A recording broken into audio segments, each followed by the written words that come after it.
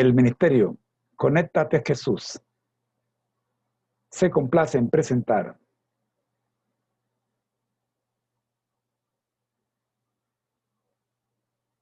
una contribución de Seminarios TISU.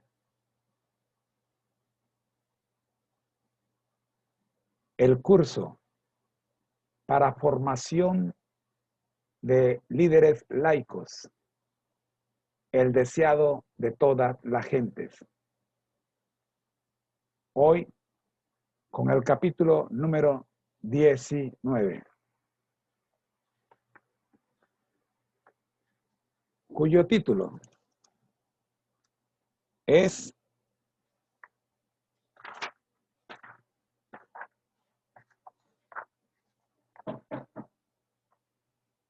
Junto al pozo de Jacob.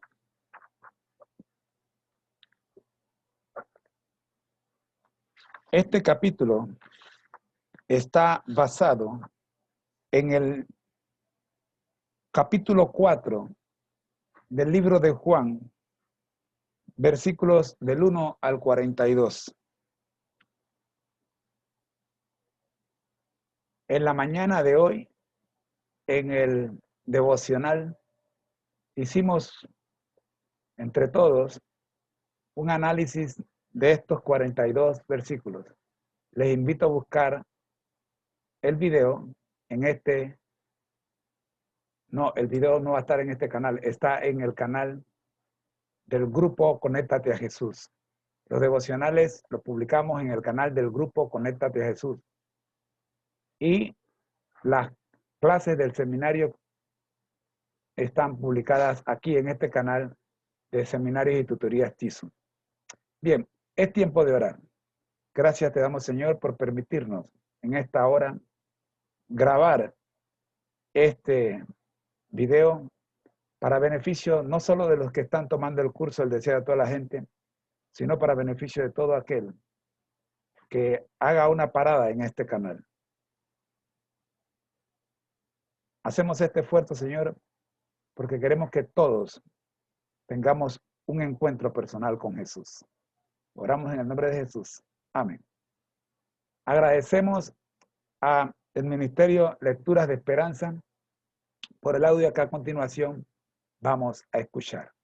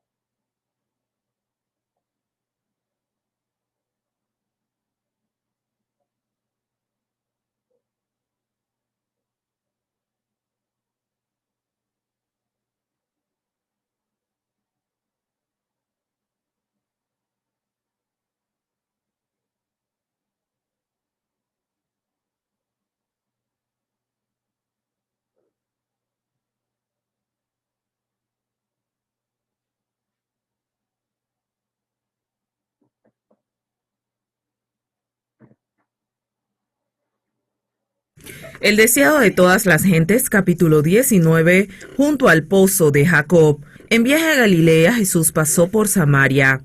Era ya mediodía cuando llegó al hermoso valle de Siquén. A la entrada de dicho valle se hallaba el pozo de Jacob. Cansado de viajar, se sentó allí para descansar, mientras sus discípulos iban a comprar provisiones. Los judíos y los samaritanos eran acérrimos enemigos, y en cuanto les era posible, evitaban todo trato unos con otros. Los rabinos tenían por lícito el negociar con los samaritanos en caso de necesidad, pero condenaban todo trato social con ellos. Un judío no debía pedir nada prestado a un samaritano, ni aun un bocado de pan o un vaso de agua. Los discípulos, salir a comprar alimentos, obraban en armonía con la costumbre de su nación, pero no podían ir más allá. El pedir un favor a los samaritanos o el tratar de beneficiarlos en alguna manera no podía cruzar siquiera por la mente de los discípulos de Cristo. Mientras Jesús estaba sentado sobre el brocal del pozo, se sentía débil por el hambre y la sed. El viaje hecho de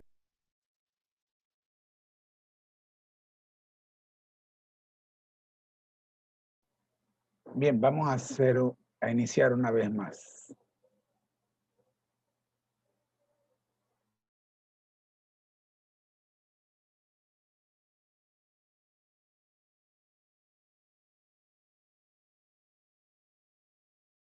El deseado de todas las gentes, capítulo 19, junto al pozo de Jacob. En viaje a Galilea, Jesús pasó por Samaria.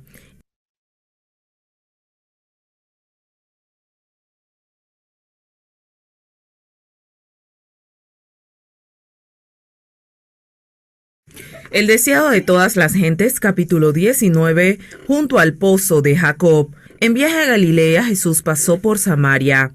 Era ya mediodía cuando llegó al hermoso valle de Siquén. A la entrada de dicho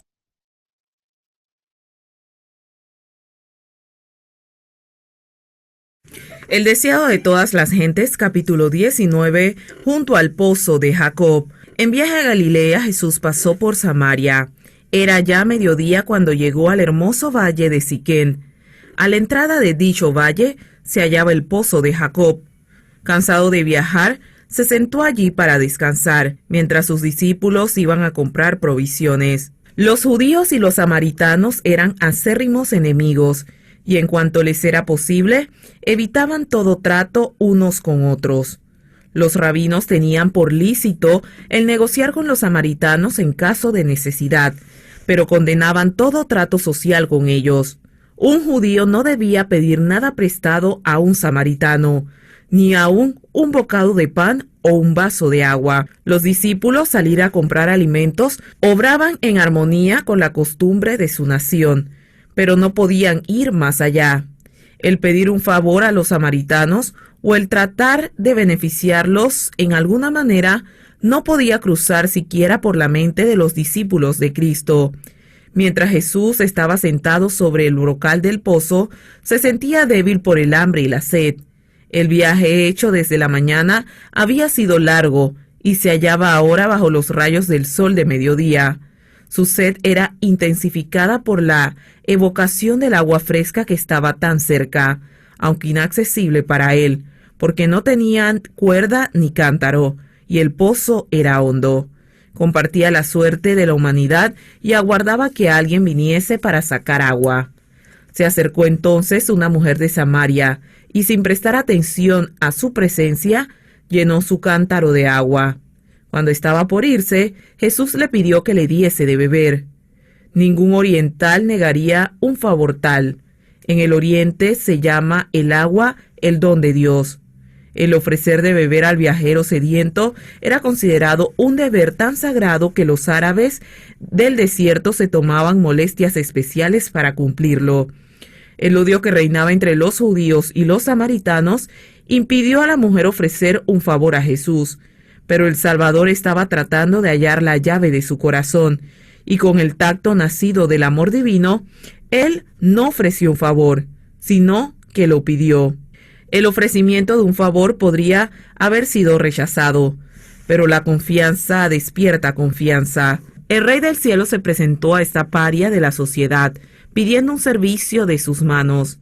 El que había hecho el océano, el que rige las aguas del abismo, el que abrió los manantiales y los canales de la tierra, descansó de sus fatigas junto al pozo de Jacob, y dependió de la bondad de una persona extraña para una cosa tan insignificante como un sorbo de agua. La mujer se dio cuenta de que Jesús era judío.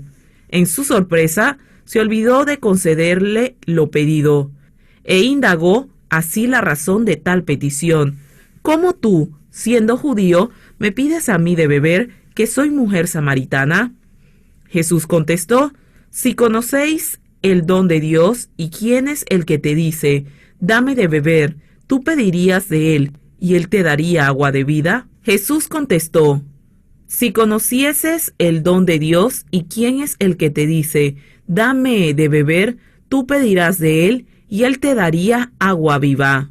Es decir, ¿te maravilla que yo te pida un favor tan pequeño como un sorbo de agua del pozo que está a nuestros pies? Si tú me hubieses pedido a mí, te hubiera dado de beber el agua de la vida eterna.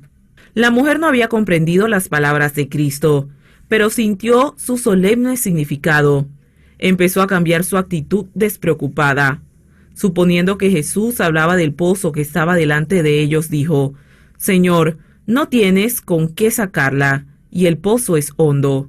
¿De dónde, pues, tienes el agua viva? ¿Eres tú mayor que nuestro padre Jacob, que nos dio este pozo del cual él bebió? Ella no veía delante de sí más que un sediento viajero cansado y cubierto de polvo. Lo comparó mentalmente con el honrado patriarca Jacob. Abrigaba el sentimiento muy natural de que ningún otro pozo podía ser igual al cavado por sus padres. Miraba hacia atrás a los padres y hacia adelante a la llegada del Mesías. Mientras la esperanza de los padres, el Mesías mismo, estaba a su lado y ella no lo conocía. ¿Cuántas almas sedientas están hoy al lado de la fuente del agua viva y sin embargo buscan muy lejos los manantiales de la vida? No digas en tu corazón, ¿quién subirá al cielo? ¿O quién descenderá al abismo? Cercana está la palabra, en tu boca y en tu corazón. Si confesares con tu boca al Señor Jesús y creyeres en tu corazón que Dios le levantó de los muertos, serás salvo. Jesús no contestó inmediatamente la pregunta respecto a sí mismo, sino que con solemne seriedad dijo, cualquiera que bebiere de esta agua, volverá a tener sed, mas el que bebiere del agua que yo le daré, para siempre no tendrá sed, mas el agua que yo le daré será en él una fuente de agua que salte para vida eterna. El que trate de aplacar su sed en las fuentes de este mundo, bebe tan solo para tener sed otra vez. Por todas partes hay hombres que no están satisfechos, anhelan algo que supla la necesidad del alma. Un solo ser puede satisfacer esa necesidad, lo que el mundo necesita, el deseado de todas las gentes, es Cristo. La gracia divina que Él solo puede impartir es como agua viva que purifica, refrigera y vigoriza el alma. Jesús no quiso dar a entender que un solo sorbo del agua de vida bastaba para el que la recibiere. El que prueba el amor de Cristo lo deseará en mayor medida de continuo, pero no buscará otra cosa. Las riquezas, los honores y los placeres del mundo no le atraen más. El constante clamor de su corazón es más de ti. Y el que revela al alma su necesidad, aguarda para satisfacer su hambre y sed. Todo recurso en que confíen los seres humanos fracasará. Las cisternas se vaciarán, los estanques se secarán, pero nuestro Redentor es el manantial inagotable. Podemos beber y volver a beber y siempre hallar una provisión de agua fresca. Aquel en quien Cristo mora tiene en sí la fuente de bendición, una fuente de agua que salte para vida eterna. De este manantial puede sacar fuerza y gracia suficiente para todas sus necesidades. Mientras Jesús hablaba del agua viva, la mujer lo miró con atención maravillada. Había despertado su interés y un deseo del don del cual hablaba. Se percató de que no se refería al agua del pozo de Jacob, porque de ésta bebía de continuo y volvía a tener sed. Señor, dijo, dame esta agua para que no tenga sed, ni venga acá a sacarla. Jesús desvió entonces bruscamente la conversación. Antes que esa alma pudiese recibir el don que él anhelaba concederle, debía ser inducida a reconocer su pecado y su Salvador. Jesús le dice: «Ve, llama a tu marido y ven acá». Ella contestó: «No tengo marido». Esperaba así evitar toda pregunta en este sentido, pero el Salvador continuó: «Bien has dicho, no tengo marido, porque 5 maridos has tenido y el que ahora tienes no es tu marido. Esto has dicho con verdad». La interlocutora de Jesús tembló. Una mano misteriosa estaba hojeando las páginas de la historia de su vida, sacando a luz lo que ella había esperado mantener para siempre oculto. ¿Quién era este que podía leer los secretos de su vida? Se puso a pensar en la eternidad, en el juicio futuro, en el cual todo lo que es ahora oculto será revelado. En su luz, su conciencia despertó. No podía negar nada, pero trató de eludir toda mención de un tema tan ingrato. Con profunda reverencia dijo: «Señor, paréceme que tú eres profeta». Luego, esperando acallar la convicción, mencionó puntos de controversia religiosa. Si él era profeta, seguramente podría instruirle acerca de estos asuntos en disputa desde hacía hace tiempo. Con paciencia, Jesús le permitió llevar la conversación a donde ella quiso. Mientras tanto, aguardaba la oportunidad de volver a hacer penetrar la verdad en su corazón. «Nuestros padres adoraron en este monte», dijo ella, «y vosotros decís que en Jerusalén es el lugar donde es necesario adorar». A la vista estaba el monte Gerizim. Su templo estaba derribado y solo quedaba el altar. El lugar del culto había sido tema de discusión entre judíos y samaritanos. Algunos de los antepasados de estos últimos habían pertenecido a Israel, pero por causa de sus pecados, el Señor había permitido que fuesen vencidos por una nación idólatra. Durante muchas generaciones se habían mezclado con idólatras, cuya religión había contaminado gradualmente la suya. Es cierto que sostenían que sus ídolos tenían como único objeto hacerles acordar del Dios viviente, el gobernante del universo. No obstante, el pueblo había sido inducido a reverenciar sus imágenes esculpidas. Cuando el templo de Jerusalén fue reconstruido en los días de Esdras, los samaritanos quisieron contribuir a su erección juntamente con los judíos. Este privilegio les fue negado y esto suscitó una amarga animosidad entre los dos pueblos. Los samaritanos edificaron un templo rival sobre el monte Gerizim. Allí adoraban de acuerdo con el ritual mosaico, aunque no reconocían completamente a la idolatría, pero los azotaron desastres. Su templo fue destruido por sus enemigos y parecían hallarse bajo una maldición, a pesar de lo cual se aferraron todavía a sus tradiciones y a sus formas de culto. No querían reconocer el templo de Jerusalén como casa de Dios, ni admitían que la religión de los judíos fuese superior a la suya.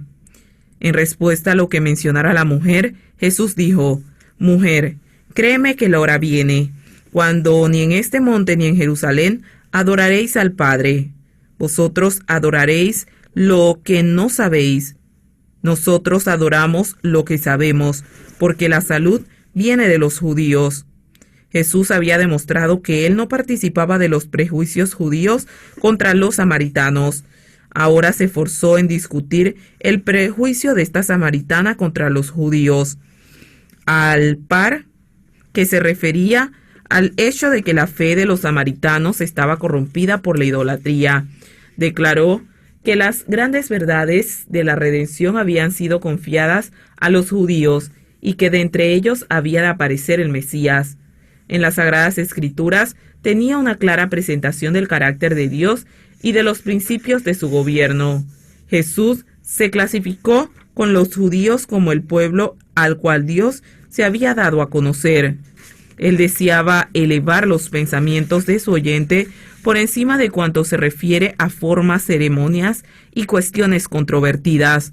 «La hora viene», dijo él, «y ahora es cuando los verdaderos adoradores adoran al Padre en espíritu y en verdad, porque también el Padre tales adoradores buscan que le adoren. Dios es espíritu, y los que le adoran en espíritu y en verdad es necesario que adoren. Aquí se declara la misma verdad que Jesús había revelado a Nicodemo cuando dijo: a menos que el hombre naciere de lo alto, no puede ver el reino de Dios. Los hombres no se ponen en comunión con el cielo visitando una montaña santa o un templo sagrado. La religión no ha de limitarse a las formas o ceremonias externas. La religión que proviene de Dios es la única que conducirá a Dios. A fin de servirle debidamente, debemos nacer del Espíritu Divino. Esto purificará el corazón y renovará la mente, dándonos una nueva capacidad para conocer y amar a Dios. Nos inspirará una obediencia voluntaria de todos sus requerimientos. Tal es el verdadero culto. Es el fruto de la obra del Espíritu Santo. Por el Espíritu es formulada toda oración sincera, y una oración tal es aceptada para Dios.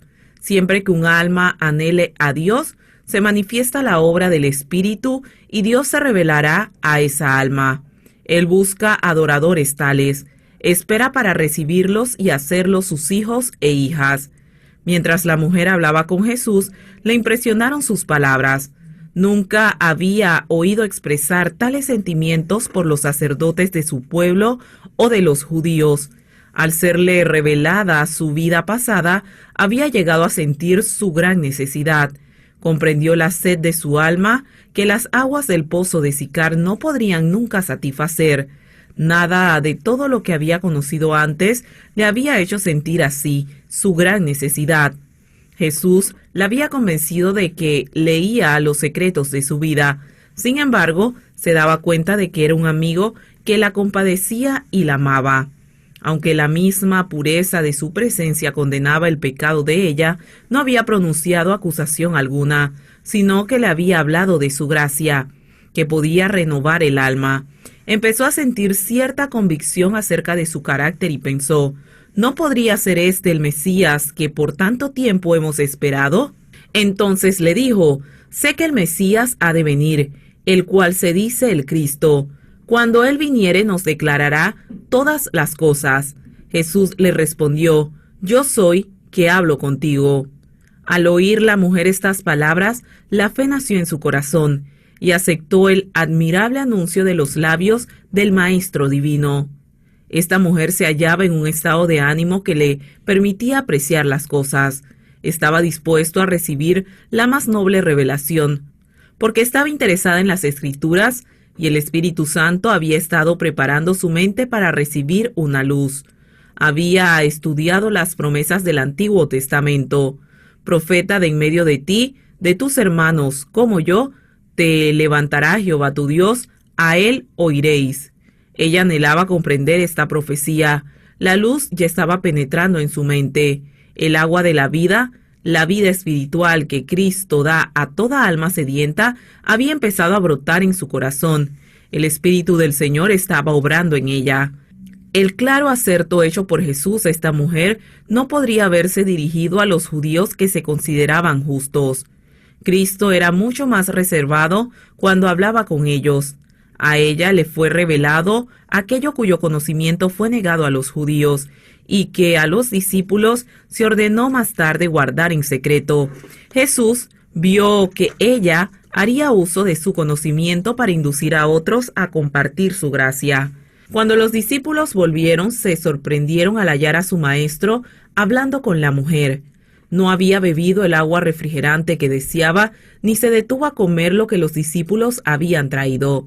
Cuando la mujer se hubo ido, los discípulos le rogaron que comiera. Le veían callado, absorto, como en arrobada meditación. Su rostro resplandecía y temían interrumpir su comunión con el cielo, pero sabían que se hallaba débil y cansado, y pensaban que era deber suyo recordarle sus necesidades. Jesús reconoció su amante interés y dijo: yo tengo una comida que comer, que vosotros no sabéis. Los discípulos se preguntaron quién le habría traído comida, pero él explicó: mi comida es que se haga la voluntad del que me envió y que acabe su obra. Jesús se regocijaba de que sus palabras habían despertado la conciencia de la mujer. La había visto beber del agua de vida y su propia hambre y sed habían quedado satisfechas. El cumplimiento de la misión por la cual había dejado el cielo fortalecía al Salvador por su labor y lo elevaba por encima de las necesidades de la humanidad. El ministrar a un alma que tenía hambre y sed de verdad le era más grato que el comer o beber. Era para él un consuelo, un refrigerio. La benevolencia era la vida de su alma. Nuestro Redentor anhela que le reconozca. Tiene hambre de la simpatía y el amor de aquellos a quienes compró con su propia sangre. Anhela con ternura inefable que venga a él y tengan vida. Así como una madre espera la sonrisa de reconocimiento de su hijito, que le indica la aparición de la inteligencia, así Cristo espera la expresión de amor agradecido que demuestra que la vida espiritual se inició en el alma. La mujer se había llenado de gozo al escuchar las palabras de Cristo. La revelación admirable era casi abrumadora. Dejando su cántaro, volvió a la ciudad para llevar el mensaje a otros. Jesús sabía por qué se había ido. El hecho de haber dejado su cántaro hablaba inequívocamente del efecto de sus palabras. Su alma deseaba vehementemente obtener el agua viva y se olvidó de lo que había traído al pozo. Se olvidó hasta de la sed del Salvador, que se proponía aplacar. Con corazón rebosante de alegría, se apresuró a impartir a otros la preciosa luz que había recibido. «Venid, ved un hombre que me ha dicho todo lo que he hecho. Si quizás es este el Cristo», dijo a los hombres de la ciudad. Sus palabras conmovieron los corazones. Había en su rostro una nueva expresión, un cambio en todo su aspecto. Se interesaron por ver a Jesús. Entonces salieron de la ciudad y vinieron a él. Mientras Jesús estaba todavía sentado a orillas del pozo, miró los campos de la mies que se extendían delante de él, y cuyo suave verdor parecía dorado por la luz del sol. Señalando la escena a sus discípulos, la usó como símbolo. ¿No decís vosotros, aún hay 4 meses hasta que llegue la siega? He aquí os digo, alzad vuestros ojos y mirad las regiones, porque ya están blancas para la siega. Y mientras hablaba, miraba los grupos que se acercaban al pozo. Faltaban 4 meses para la siega, pero allí había una mies ya lista para la cosecha. El que siega, dijo, recibe salario, ya llega fruto para vida eterna. Para el que siembra también hay goce, y el que siega, porque en esto es el dicho verdadero, que uno es el que siembra y otro es el que siega. En estas palabras señala Cristo el servicio sagrado que deben seguir a los que reciben el Evangelio. Deben ser sus agentes vivos. Él requiere su servicio individual y sea que sembremos o seguemos, estemos trabajando para Dios. El uno esparce la simiente, el otro junta la mies. Pero tanto el sembrador como el segador reciben galardón. Se regocijan juntos en la recompensa de su trabajo. Jesús dijo a los discípulos, «Yo os he enviado a segar lo que vosotros no labrasteis. Otros labraron y vosotros habéis entrado en sus labores». El Salvador estaba mirando hacia adelante, a la gran recolección del día de Pentecostés. Los discípulos no habían de considerarla como el resultado de sus propios esfuerzos. Estaban entrando en las labores de otros hombres. Desde la caída de Adán, Cristo había estado confiando la semilla de su palabra a sus siervos escogidos, para que la sembrasen en corazones humanos. Y un agente invisible, un poder omnipotente, había obrado silenciosamente pero eficazmente para producir la mies. El rocío, la lluvia y el sol de la gracia de Dios habían sido dados para refrescar y nutrir la semilla de verdad. Cristo iba a regar la semilla con su propia sangre. Sus discípulos tenían el privilegio de colaborar con Dios. Eran colaboradores con Cristo y con los santos de la antigüedad. Por el derramamiento del Espíritu Santo en Pentecostés, se iban a convertir millares en un día. Tal era el resultado de la siembra de Cristo, la mies de su obra. En las palabras dichas a la mujer al lado del pozo, una buena simiente había sido sembrada, y cuán pronto se había obtenido la mies. Los samaritanos vinieron y oyeron a Jesús y creyeron en él. Rodeándole al lado del pozo, le acosaron a preguntas y ávidamente recibieron sus explicaciones de las muchas cosas que antes se le habían sido oscuras. Mientras escuchaban, su perplejidad empezó a disiparse. Eran como gente que, hallándose en grandes tinieblas, siguen un repentino rayo de luz hasta encontrar el día. Pero no les bastaba esta corta conferencia. Ansiaban oír más y que sus amigos también oyesen a este maravilloso maestro. Le invitaron a su ciudad y le rogaron que se quedase con ellos. Permaneció pues 2 días en Samaria y muchos más creyeron en él. Los fariseos despreciaban la sencillez de Jesús, desconocían sus milagros y pedían una señal que era el Hijo de Dios. Pero los samaritanos no pidieron señal, y Jesús no hizo milagros entre ellos, fuera del que consistió en revelar los secretos de la vida de la mujer que estaba al lado del pozo. Sin embargo, muchos le recibieron. En su nuevo gozo decían a la mujer: «Ya no creemos por tu dicho, porque nosotros mismos hemos oído y sabemos que verdaderamente este es el Salvador del mundo, el Cristo». Los samaritanos creían que el Mesías había de venir como Redentor, no solo de los judíos, sino del mundo. El Espíritu Santo, por medio de Moisés, le había anunciado como profeta enviado de Dios. Por medio de Jacob se había declarado que todas las gentes se congregarían alrededor suyo, y por medio de Abraham y todas las naciones de la tierra serían benditas en él. En estos pasajes basaba su fe en el Mesías la gente de Samaria. El hecho de que los judíos habían interpretado erróneamente a los profetas ilustres, atribuyendo el primer advenimiento y gloria de la segunda venida de Cristo, había introducido a los samaritanos a descargar todos los escritos sagrados, excepto aquellos que habían sido dados por medio de Moisés. Pero como el Salvador desecha estas falsas interpretaciones, muchos aceptaron las profecías ulteriores y las palabras de Cristo mismo acerca del reino de Dios. Jesús había empezado a derribar el muro de separación existente entre judíos y gentiles y a predicar la salvación al mundo.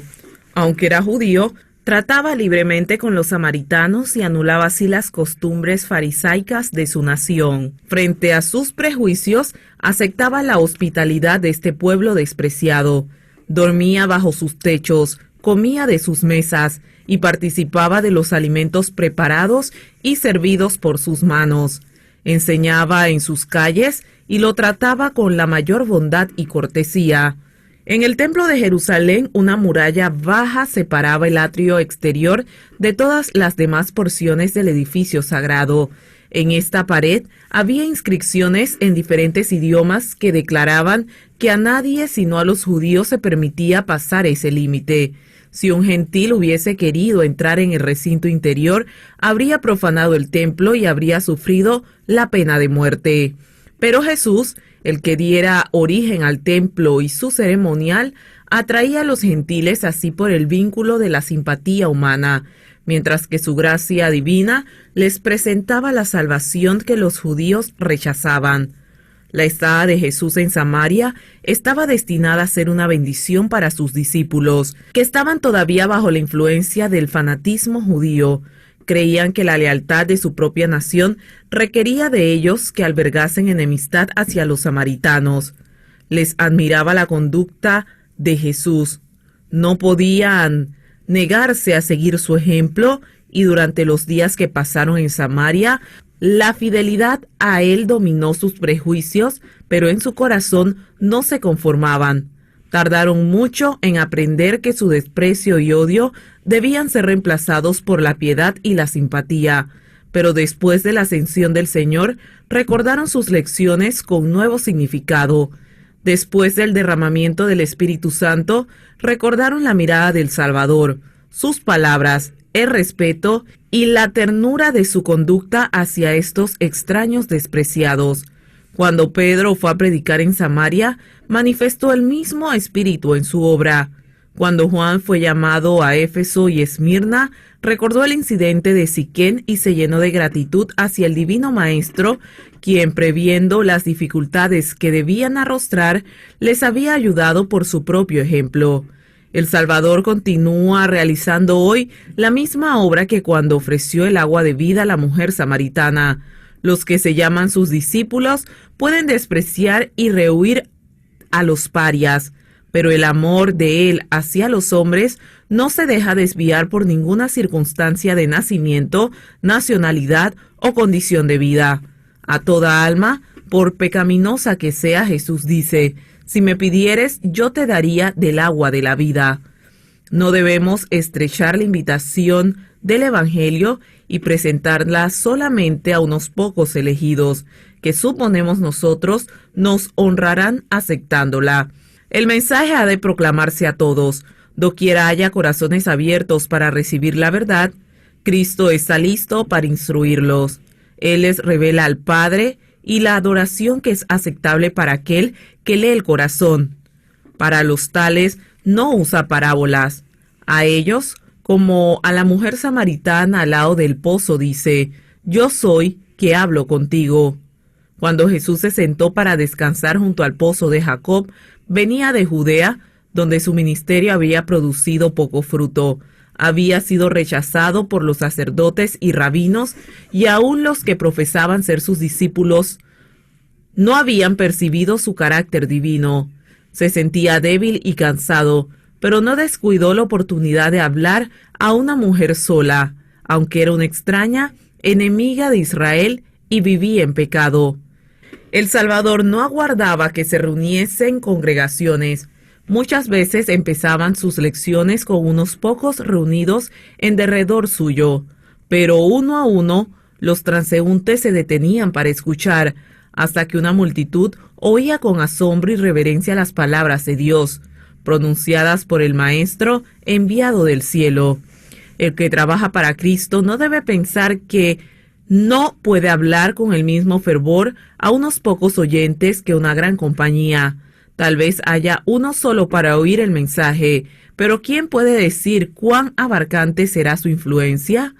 Parecía asunto sin importancia, aún para los discípulos, que el Salvador dedicase su tiempo a una mujer de Samaria, pero él razonó con ella con más fervor y elocuencia que con reyes, consejeros o pontífices.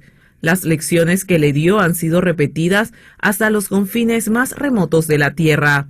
Tan pronto como halló al Salvador, la mujer samaritana trajo otros a él.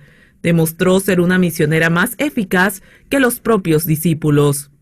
Ellos no vieron en Samaria indicios de que era un campo alentador. Tenían sus pensamientos fijos en una gran obra futura y no vieron que en derredor de sí había una mies que cegar. Pero por medio de la mujer a quienes ellos despreciaron, toda una ciudad llegó a oír del Salvador.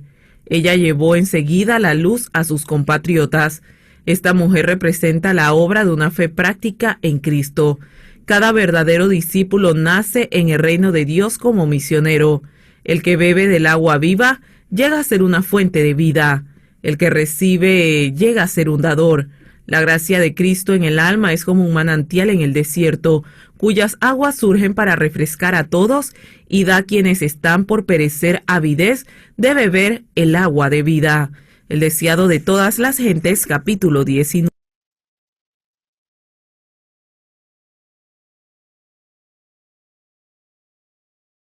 El deseado de todas las gentes, capítulo